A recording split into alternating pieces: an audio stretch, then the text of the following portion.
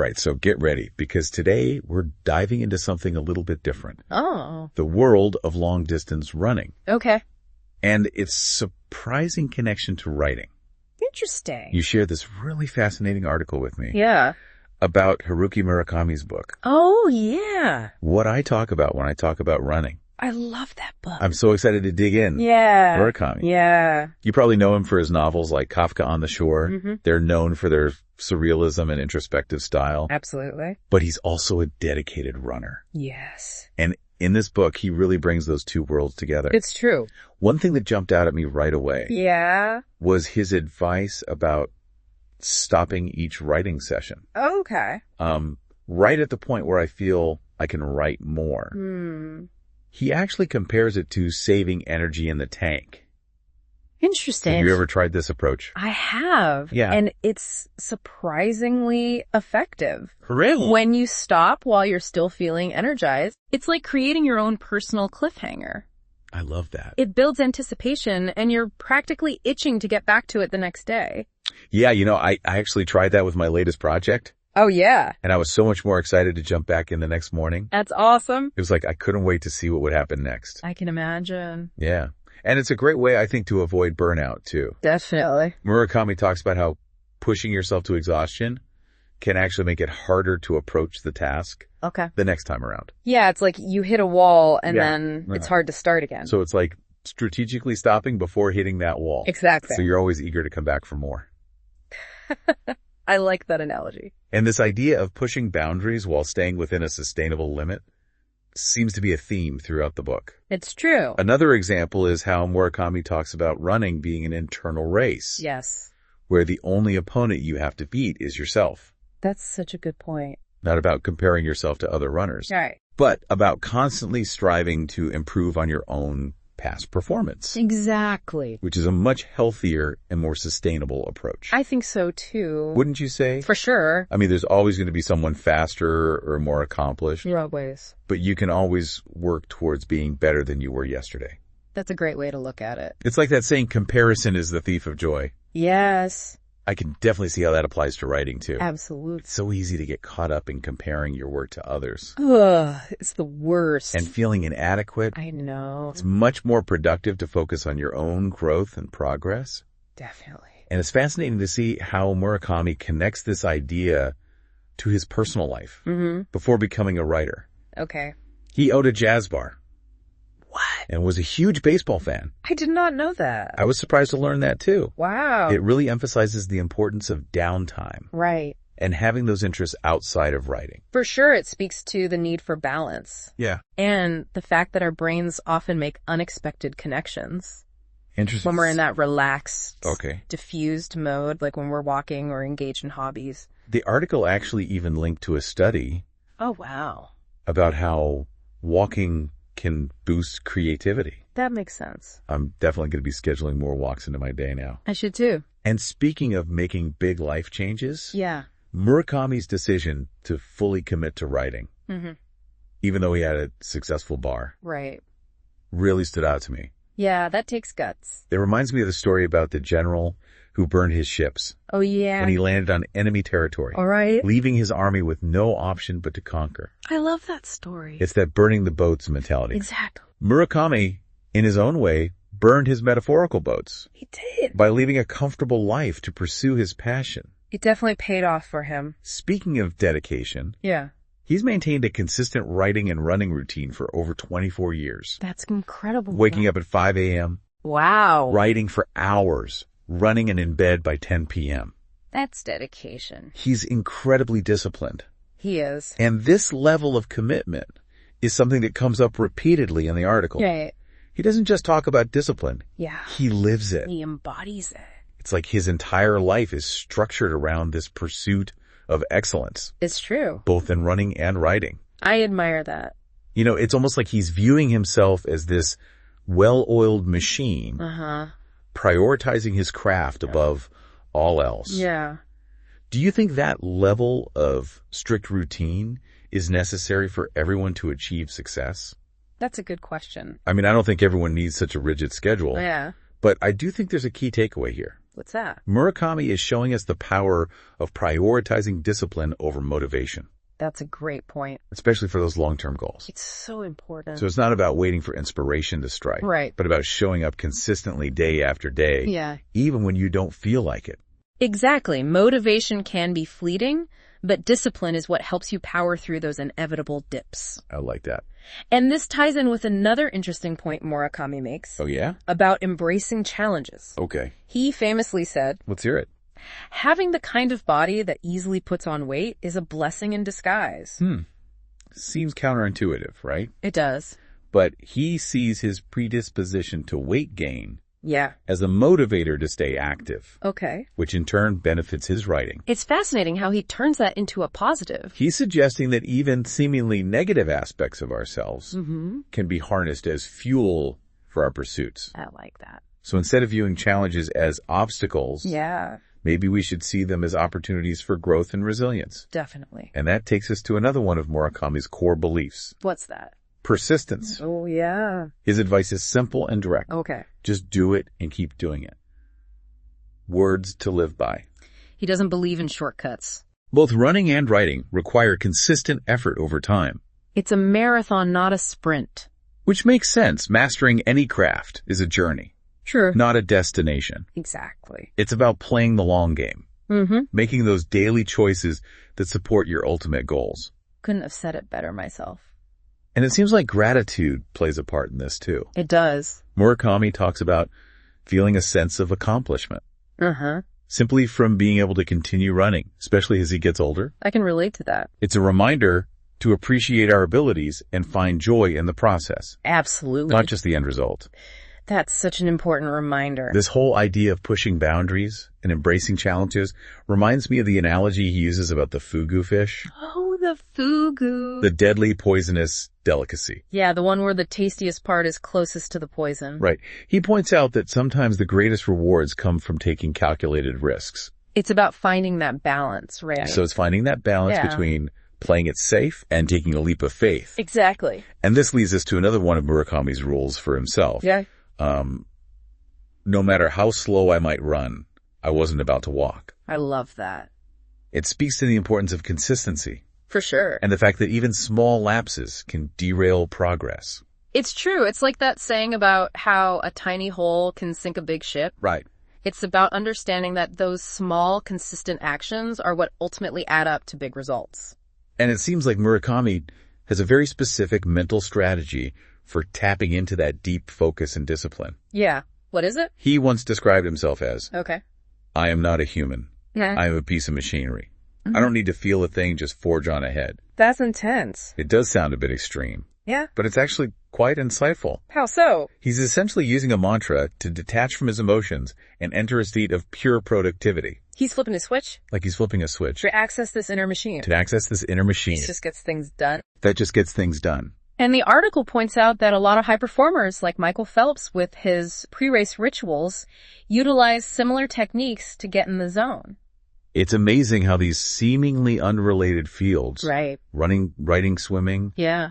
all share these common threads of discipline, mental strategies, and the pursuit of excellence. It's the human element. It speaks to the universality of these principles Absolutely. and how they can be applied across all sorts of disciplines. So true. So before we wrap up this part of our deep dive, Yeah. what are some key takeaways for our listeners? Well, we've covered a lot of ground, but I'd say some core themes that have emerged are the power of discipline over motivation, Okay. the importance of routines, Mm-hmm. the surprising benefits of embracing challenges, Yeah. and the transformative potential of persistence. And don't forget the value of downtime for creativity. Oh, for sure. That save some energy principle. Yes. And maybe even finding your own personal mantra Right. to tap into that focused state. All excellent points. Now, before we continue, I want to leave you with a question. Okay, shoot. What mantra or routine could help you push through challenges and achieve your goals? That's something to really think about. And make sure to check out the full article for more insights from Murakami's book. I'm gonna reread it. We'll be back soon with part 2, Looking forward to it. where we'll explore even more fascinating connections and practical tips. Sounds great. Until then, happy running and happy writing. I like that. Welcome back to our deep dive into the world of running and writing through the lens of Haruki Murakami. It's amazing how his experiences as a runner have so deeply informed his approach to writing. Totally, and even to life in general. It's like those two parts of him, the runner and the writer, are constantly feeding off each other. I agree. We talked about discipline in the last part. Yeah. But Murakami doesn't just talk the talk. He walks the walk. Right. Or rather runs the run. He does. He's completed tons of marathons. Wow. Even an ultra marathon, which is over 62 miles. That's intense. That's incredible. It really shows his dedication and willingness to push himself beyond what most people would even consider. It speaks to his mental fortitude as much as physical. Absolutely. And it's not just about the physical challenge for him. Okay. He actually describes running as a form of meditation. Interesting. That allows him to clear his head and tap into a deeper level of creativity. That makes me think about the concept of flow state. Oh, yeah. We touched on earlier. Right. It's that state of intense focus and absorption where you lose track of time and just become completely immersed in what you're doing. And for Murakami, running seems to be a pathway to achieving that flow state. Right. Which then carries over into his writing. It's almost as if the physical act of running clears space for those creative ideas to surface. I like that. And there's actually a growing body of research that supports the idea that physical activity can boost cognitive function and enhance creativity. So it's not just about keeping our bodies healthy. Right. It's about keeping our minds sharp as well. Exactly. And this leads to another recurring theme in Murakami's work. What's that? The importance of embracing discomfort. Even pain.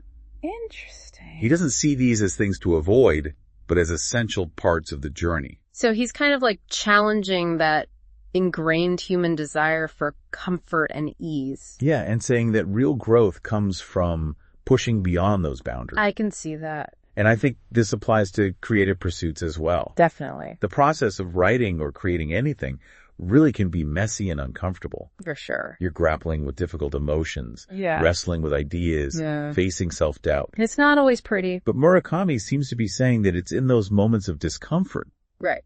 that we really discover our strength and resilience. It's like the resistance we feel is actually a sign that we're stretching and expanding our capabilities. And when you think about it, Murakami's writing often delves into these dark, complex themes of loss, isolation, and the search for meaning. It does. It's almost as if his physical challenges are preparing him to confront those darker aspects of the human experience in his writing. Wow, that's a really interesting connection. It's like the physical and emotional are intertwined for him. They are. And this idea of facing discomfort head-on seems to be reflected in his writing style as well. Okay, how so? His prose is known for its clarity and simplicity. There's no unnecessary ornamentation, just a clean, direct approach. It's funny, I actually find his writing style very calming to read. Really? Even when he's dealing with heavy subject matter. That's interesting. And it's interesting how this minimalist aesthetic is also present in his approach to running. Okay. He doesn't care about speed or being flashy. Right. He focuses on consistency and efficiency. It's like his writing and running are two sides of the same coin. They are. Both characterized by this quiet, understated power. Makes you wonder how our personal aesthetics, in everything from art and music to our clothing choices, might reflect our deeper values and how we approach life. That's a fascinating concept. It's like our outward expressions are often a window into our inner world. Definitely. And speaking of inner worlds, another theme that stood out to me was Murakami's emphasis on the importance of solitude. Oh, absolutely. Oh? He's a big advocate for carving out time for introspection and reflection. Right away from all the distractions of modern life. Exactly. And for him, running provides the perfect opportunity for that. Yeah, he talks about those long, solitary runs as a time for contemplation, for processing his thoughts and experiences. It's like those runs become a moving meditation, allowing him to tap into a deeper level of awareness. Which brings us back to the idea that creativity often thrives in silence and solitude. For sure. It's when we step away from the noise and constant stimulation that we create space for those aha moments to arrive. Exactly. But it's not always easy to find that quiet space in today's world. It's not. Do you have any tips for incorporating solitude into our lives, even if we're not marathon runners? I'd love to hear some. Well, it's about making conscious choices to disconnect from technology and those external demands. It could be as simple as taking a walk in nature without your phone. Yeah. Meditating for a few minutes each day. Okay. Or just having a set time each evening where you unplug and just be present with your thoughts. It's like creating a sanctuary for your mind to wander and explore. Exactly. And this leads us to another crucial theme that permeates Murakami's work. What's that? The acceptance of impermanence. Interesting. It's a concept deeply rooted in Buddhist philosophy, Okay. which has had a significant influence on his worldview. And it's something he seems to have fully embraced, both in his running and in his writing. He acknowledges that everything in life is in constant flux. Right. That change is inevitable. It is. And rather than clinging to the past or fearing the future, he chooses to find joy in the present moment. It's like that saying, this too shall pass. Yes. Everything changes, good and bad, so we might as well make the most of the moment we're in. Exactly. And this acceptance of impermanence allows him to approach his running with a sense of gratitude. I see that. Regardless of his age or his pace. Right. It's about appreciating the simple act of running. Yeah. The ability to move his body to connect with his breath. That's a really powerful perspective. And it's something that can be applied to any area of life. It can. When we release that need to control everything, when we embrace the ever-changing nature of life, it can be incredibly freeing. So as we wrap up this part of our deep dive, what are some of the key insights we've uncovered? Well, we've explored the importance of embracing discomfort, the power of solitude, the liberating acceptance of impermanence, and how all of these concepts are intertwined with Murakami's personal philosophy and creative process. It's been a really thought-provoking journey so far. What should our listeners be thinking about as we head into the final part of our discussion? Welcome back to the deep dive. We're in the final stretch of our exploration of running and writing, inspired by Haruki Murakami's unique perspective. It has been quite a journey. It has, and through it all. Yeah. Murakami's voice has been this constant thread, offering these really insightful connections between running and writing. Absolutely. But also for life in general. I agree. One thing that really resonated with me was his emphasis on finding your own rhythm. Oh, yeah, for sure. It's something he talks about with both his running and writing. Absolutely. It's not about forcing yourself into some rigid routine, Right. but discovering a pace that's sustainable for you. A flow that allows you to keep moving forward without burning out. I like that. A flow. It's like finding that sweet spot Yeah. where effort and ease coexist. Totally. You're challenged but not overwhelmed. Right. You're pushing yourself, Yeah. but also listening to your body. Finding that balance. Exactly. And I think this applies to so many areas of life, not just creative pursuits. Yeah, it does. It's about tuning into your own natural rhythm in work relationships. Yeah. Even just how you structure your day. I agree. What works for someone else might not work for you, and that's okay. Exactly. We're all different. It's about figuring out what allows you to thrive, not just survive. Couldn't agree more. And that reminds me of something else Murakami emphasizes. Oh, yeah. Trusting the process. Okay. He talks about this a lot in the context of writing.